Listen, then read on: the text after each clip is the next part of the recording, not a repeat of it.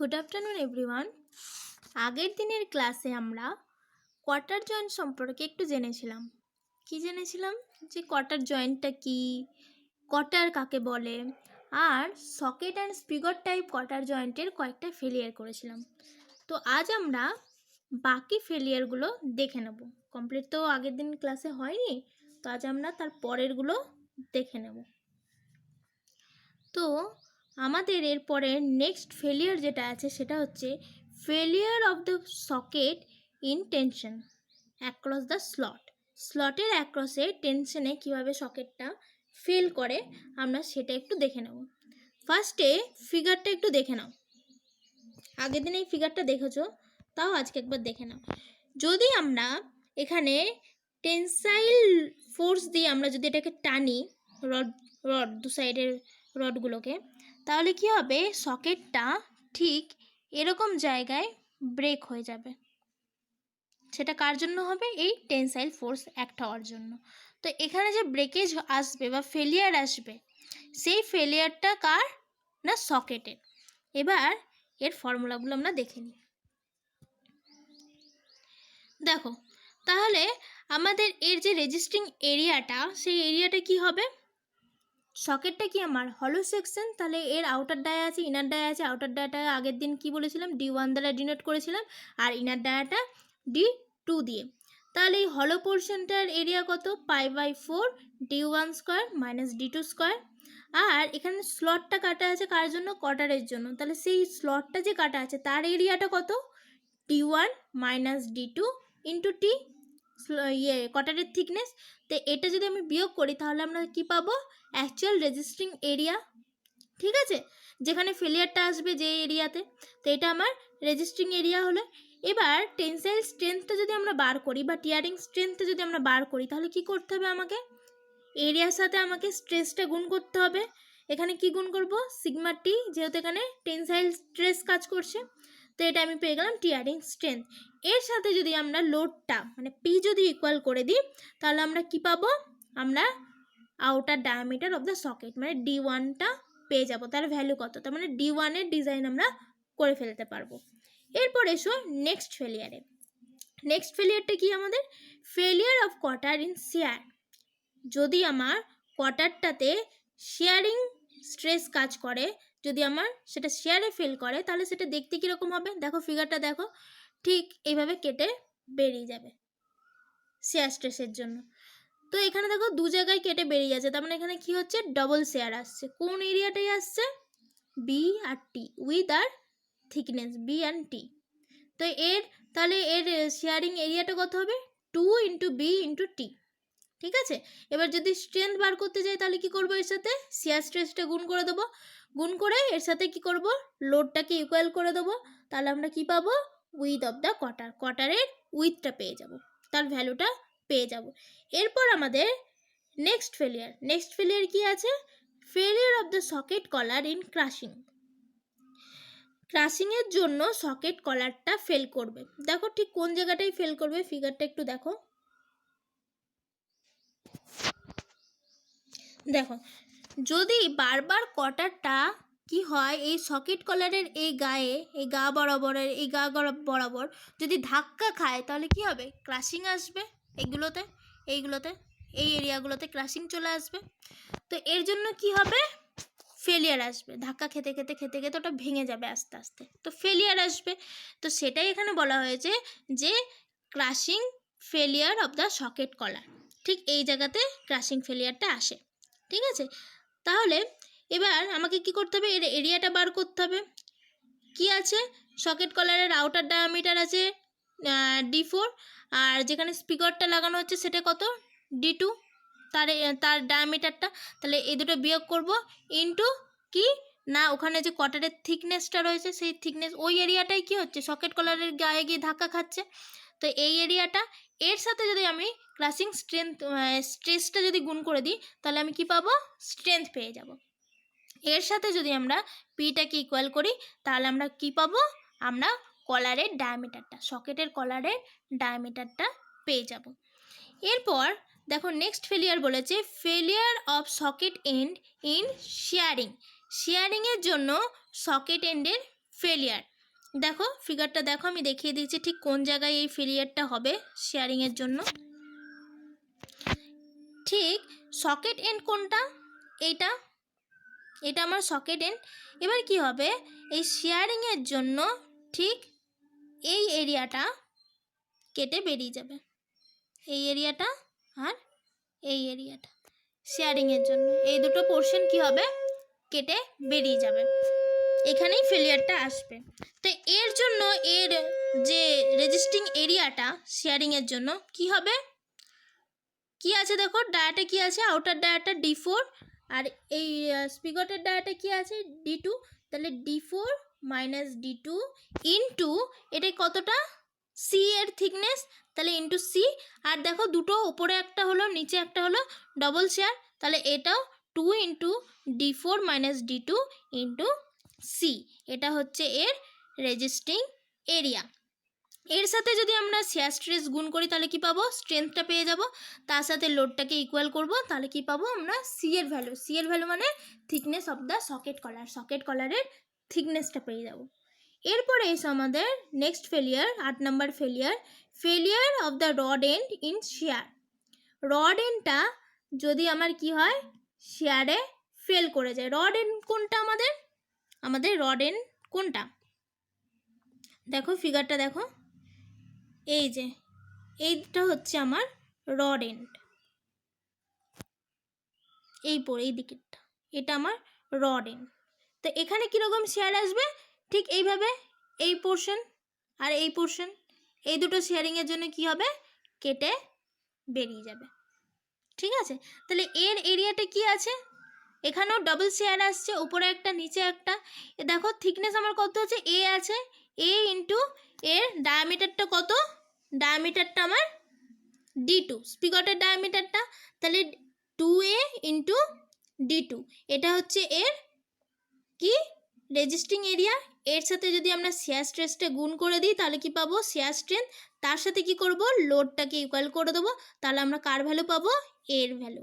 এটা কি ছিল আমাদের, ছিল distance from the slot end থেকে রড এন্ড অবধি যে ডিস্টেন্স, সেটাকে আমরা ডিনোট করেছিলাম এ দিয়ে, তাহলে এই এর ভ্যালুটা আমরা পেয়ে যাব। এরপর আমাদের নেক্সট ফেলিয়ার কি আছে, failure of spigot collar in crushing. দেখো কলারটা কোথায় আছে আমাদের, ফিগারটা ভালো করে দেখো, ফিগারে আমার এটা হচ্ছে আমার স্পিগট কলার D3, দেখো লেখা আছে D3, এটা হচ্ছে আমার স্পিগট কলার, এটা স্পিগট কলার, SC বলে ডিনোট করলাম আমি, হ্যাঁ পুরোটা তো লেখা পসিবল না এখানে। তো এটা আমার কি স্পিগট কলার, এই কলারে কি হবে বারবার এই জায়গাটা ধাক্কা খেতে খেতে কি হবে, এখানে ক্রাসিং চলে আসবে, এই এরিয়ার মধ্যে ক্রাসিং চলে আসবে ধাক্কা খেতে খেতে। তো এর এরিয়াটা কি, রেজিস্টিং এরিয়াটা কি, π/4 D3 square minus D2 square. এটাও একটা হলো পোর্শন তৈরি হচ্ছে এই D3 আর D2 স্পিগটের সাথে, স্পিগট কলারের। তো এই এরিয়াটার মধ্যে ক্রাসিং হবে, এর সাথে যদি আমরা ক্রাসিং স্ট্রেংথ গুণ করি, স্ট্রেসটা গুণ করি, তাহলে কি পাবো, ক্রাসিং স্ট্রেংথ পাবো, তার সাথে যদি আমরা লোডটাকে ইকুয়াল করে দিই তাহলে আমরা কি পাবো, D3টা কি স্পিগট কলার, সেই স্পিগট কলারের ভ্যালুটা আমরা এখান থেকে বের করে নিতে পারবো। এরপরে এসো আমাদের failure of the spigot collar in sharing.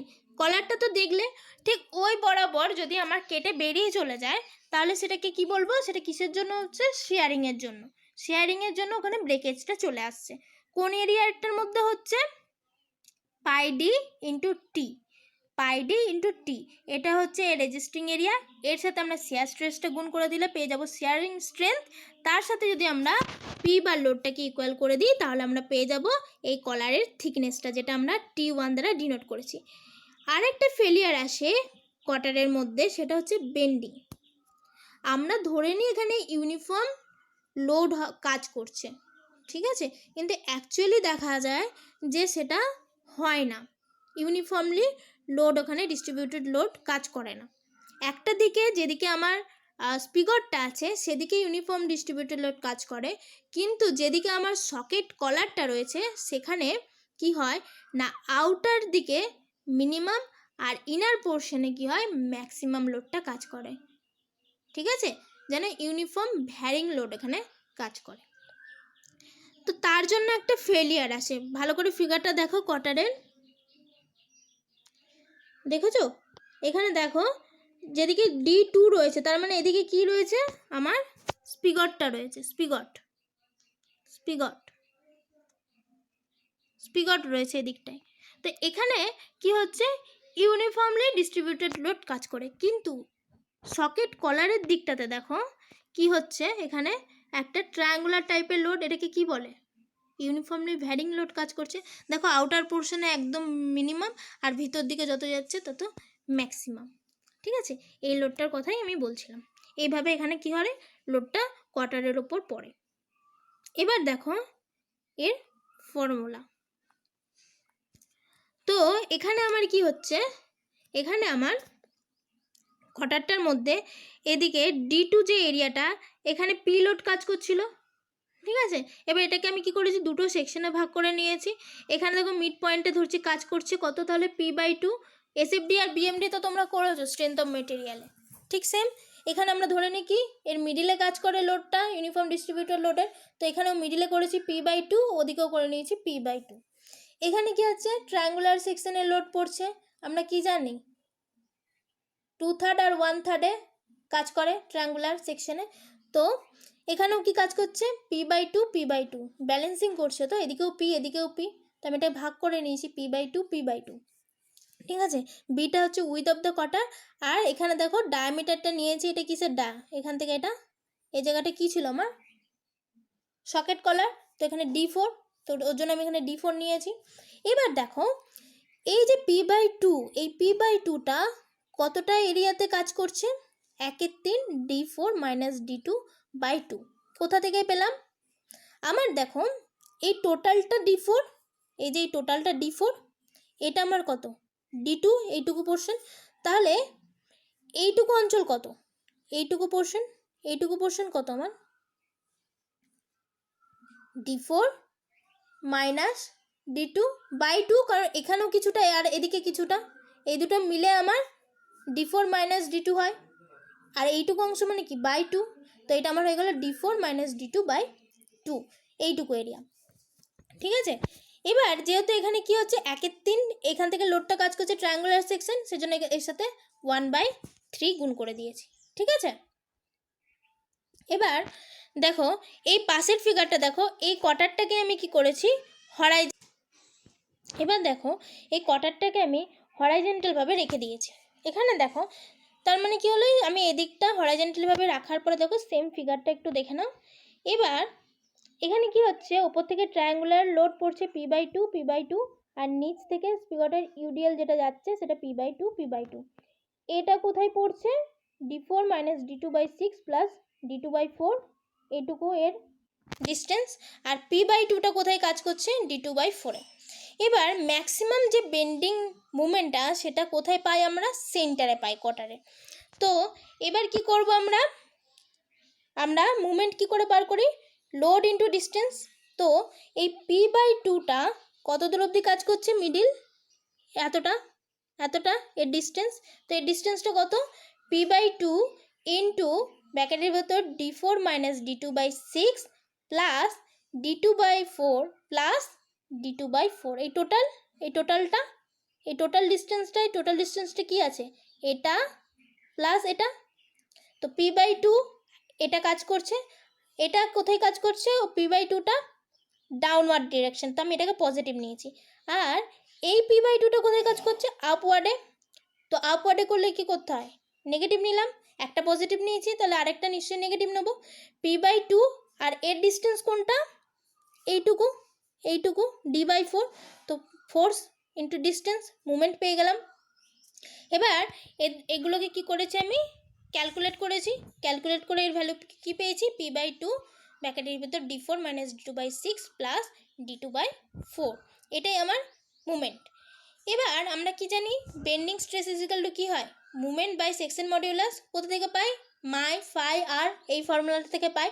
এবার জেডটা কি, section modulus of the quarter. Z equal to কি, I/Y।